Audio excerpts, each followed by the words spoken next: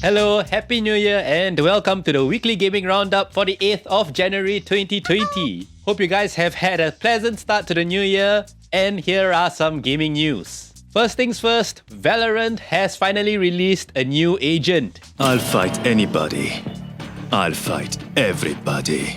If you're wondering how I knew about this agent when I recorded this on the 8th of January, it's because Riot Games actually sent me a playable beta or like a early preview of the upcoming build of the game, which would probably have gone live by now. And I managed to play the new agent early. And I must say the game is slightly inching towards Overwatch in terms of abilities and skills, because the new character, Yoru, his abilities are really quite meta-changing. I almost said game-breaking, but hey, the developers meant for all these abilities to be in the game, so that is what you get in Valorant. So like the rest of the cast, Yoru obviously has 3 abilities and 1 ultimate. His first ability is called Gate Crash. You do not need to buy this from the menu.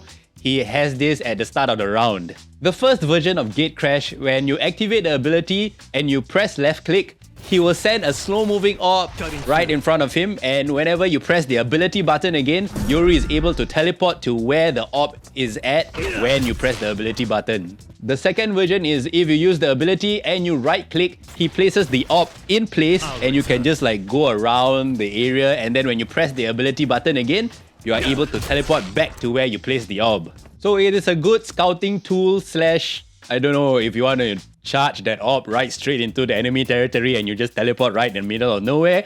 I mean, it is good for that, but if let's say there is a lot of smokes around the area, you can just throw the ability in, you can just throw that little orb inside, and enemies will definitely not expect you appearing right smack in the middle of the smoke. His second ability is called Blindside. Blindside is very similar to Phoenix's Flash, but with a little twist. So when you use Blindside, Yoru actually throws an orb straight down, and then when it hits a hard wall, it actually curves like Phoenix's Flash and it blinds everybody basically. So it is actually very good to flash people like way across the room as long as you know how to angle it properly. And his third ability is called Fake Out. Fake Out is basically an ability where Yoru is able to put out a decoy to emulate footsteps so that people who are actually not on your team will be able to hear that decoy and think that somebody is like walking or running towards you. So there are 2 versions. The first version is simply when you activate the ability and you left click,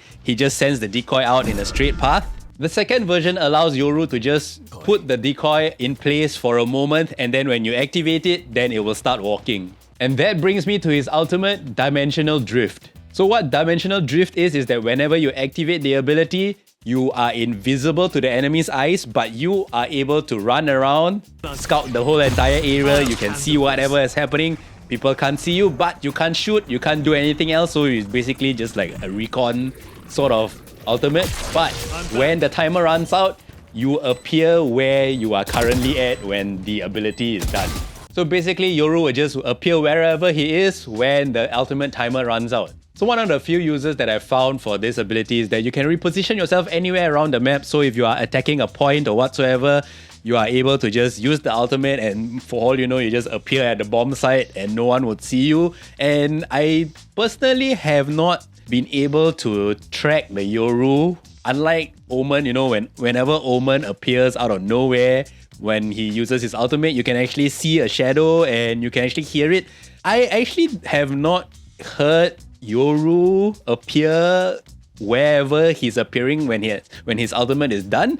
So I don't know if that will be put into the game, but I hope so, because if that has no sound whenever he appears, if there is no sound cue, Yoru is actually a pretty damn good flanker. So yeah, when this video goes out, I'm pretty sure that the game would have been updated, and hopefully you guys will enjoy Yoru. I certainly did. And also a few other things in the game. I think they have a new UI. I saw that in the little beta thingy that they sent, but I'm not too sure if that will make it into the game. But yes, so a new UI, and also I think there are a few buffs for Brimstone, but I'm not too sure because I haven't really played with him in that little time that I have in the beta. On to the next news. Twitch has pulled the PogChamp emote out of Twitch, and it is currently, I think, totally banned from the whole entire site. So if you're not familiar with what PogChamp is, it is an emote on Twitch, and usually people use that term PogChamp as something like to celebrate something, sometimes sarcastically, sometimes not. But yeah, so that's the gist of it. That emote got pulled out from Twitch. Why, you might ask?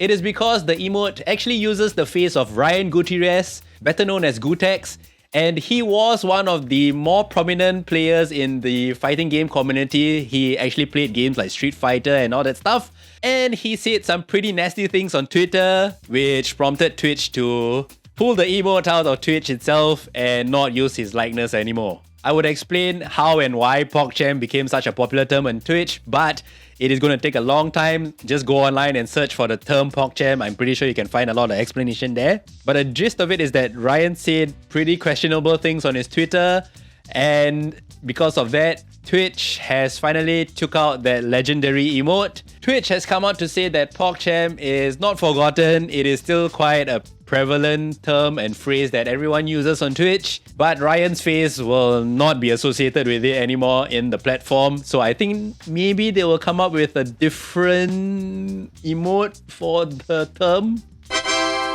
So yeah, that is the gist of it. If you went into your Twitch and you were trying to look for the emote and you couldn't find it, now you know why. And in another sad news, I'm pretty sure you've heard of that little real-life Mario Kart thing that Japan had. You know, the people are all dressed as Mario and driving around in Mario Kart and stuff like that. Well, it is no more. When it was operational, the whole entire tourist attraction thing was called Mario Kart.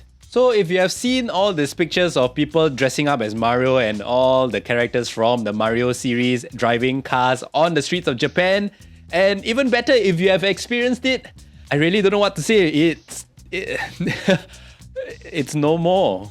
Oh, hell no! And believe it or not, it is actually not a licensed Nintendo tourist attraction in Japan. So what happened is that Nintendo, seeing all of this happening, they went to the company Mario Kart and pretty much sued them for the misuse of intellectual property.